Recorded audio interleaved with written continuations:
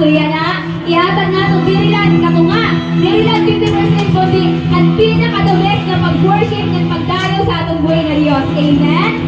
Pero bago sa scripture, madala at magsaya. So yan na, liniya daw muna, imukatakin kung namusorot. Liniya daw ito. So dara sa iya, bawal dapat ang nakasimangon!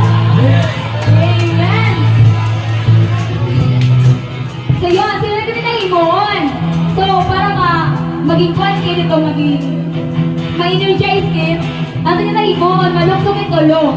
1, 2, 3, then, ma-shout up, praise the Lord, inuman na rin aside, ma-shout, hallelujah, ang kaliman, God is good. Okay? So, maluktong ito na, 1, 2, 3, ma-shout up, praise the Lord, masugat na rin aside, hallelujah, ang kaliman, God is good. Sira muna, ako muna sira muna para